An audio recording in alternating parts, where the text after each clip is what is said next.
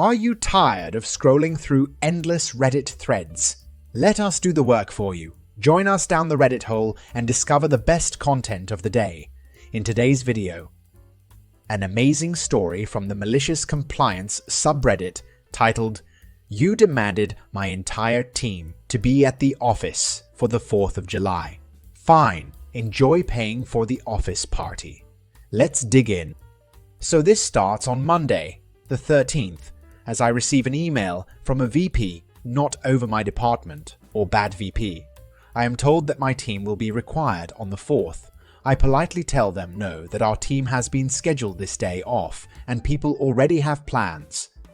My team is the IT team, and, as many of you know, the IT team gets shafted every time it can get shafted by any company.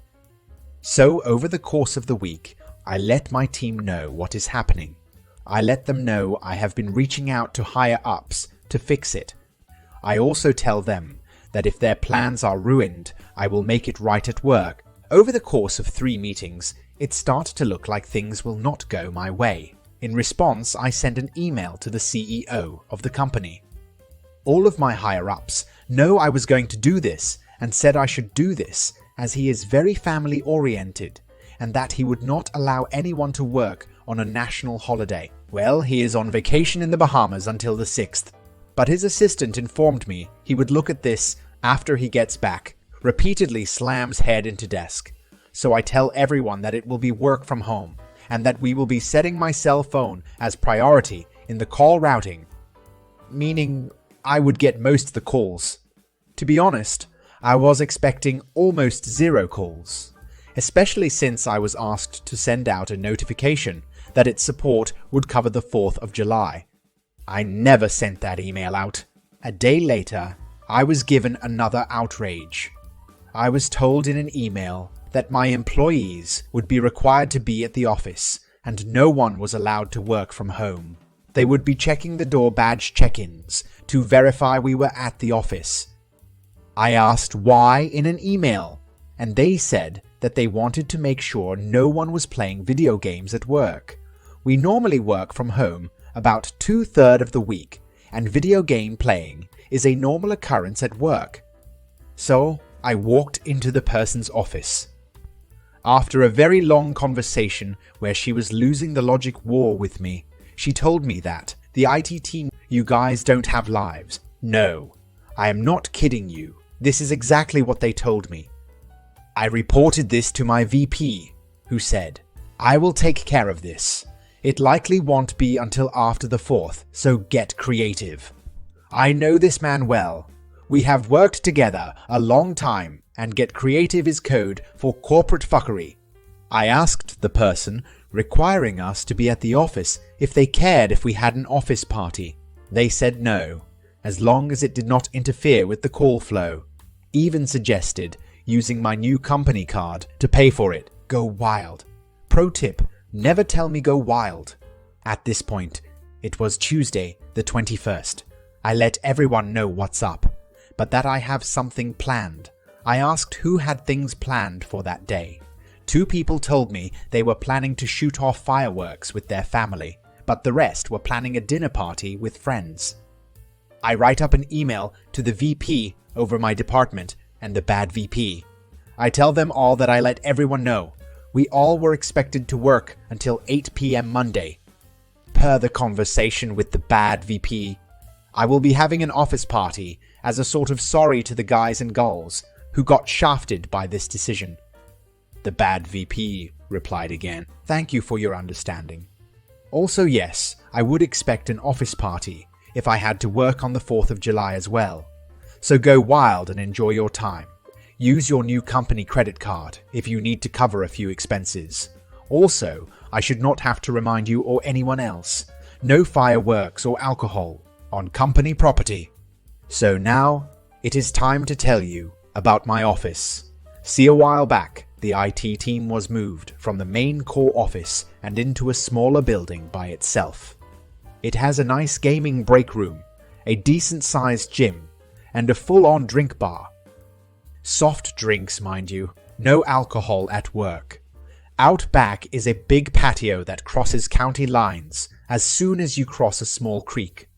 A creek that just so happens to have a footbridge over it, leading to an empty field. I start making phone calls. Monday, June the 25th. I call up everyone into an hour-early meeting that morning. I explain to them all that I will be making it right. I asked everyone to invite their friends and family to the office. No supplies will need to be brought by anyone. I tell them all that this will be non-alcoholic, but that I will be planning something for everyone. I told them to expect all food to be provided, and they don't need to bring anything unless they want to bring some fireworks. In other words, they won't have to spend a dime. The 4th comes and the entire day we did absolutely no work. No tickets, no calls came in. Well, 7 calls did come in, but from the same person. The bad VP. She was calling to make sure we were manning the phones. All of us were playing video games or watching movies. 6 p.m. rolls around and everyone was told that the food was ready. People were expecting hot dogs, hamburgers, maybe a bratwurst or 2. What they got was a full-on feast with pizza and other foods. There was smoked brisket, spare ribs, smoked sausage, smoked turkey, both kinds of tater salad, coleslaw, green beans with bacon and onion, potatoes, pizza from 2 different places, excellent hamburgers, and bratwurst hot dogs. On the dessert side was cake, very good cookies, 4 different kinds of pies, and about 2 pounds of fudge. Families and friends started showing up at around 6. Some brought alcohol, but I told them they would need to leave that in their cars as I was not that crazy. Some were not too happy about that, but agreed as it was a free dinner for random strangers. So let me set the scene for you. I am out there with all calls routed to my cell phone, and everyone just having a good time. We have a ton of people there, just enjoying the fun night, chatting about random stuff, eating the food, and occasionally lighting off some sparklers or throwing firecrackers into the stream. It's not stocked and only 1 foot deep. My VP, not the bad VP mind you, showed up with his family and brought some water balloons for the kids and man-children. Around 8:30, it's getting dark and people want to shoot off more than the simple sparklers and firecrackers we had been using. The VP over the IT department had everyone cross the footbridge, over county line and off company property mind you, and we set up a big wooden board using it as our launch pad. We fired off what we had for an hour or 2 and sort of just hang out for a little while. At around this time, people were tired and ready to head home. I told people to take home leftovers, within reason. We all clocked out at 8, and no one left until about 10. The bad VP did call once more while we were out back at the party. It was 7, and she called asking for a status update. My exact words were, "Well, you were the only one to call us today. The rest of us are on the back patio, enjoying the 4th of July shindig." She simply acted like my boss and said as long as no alcohol or fireworks are on company property, I do not care. We ate roughly half of the food catered. The rest was taken home. A small group volunteered to stay behind to clean up, including my VP. We had a funny conversation about how this will make waves with the bosses, but he said he had my back and asked me how much this cost. I just gave him a sideways look, which made him laugh. Tuesday morning, I submitted the expense report to my VP. This email would inevitably make its way over to the bad VP and up the chain to the CIO of the company.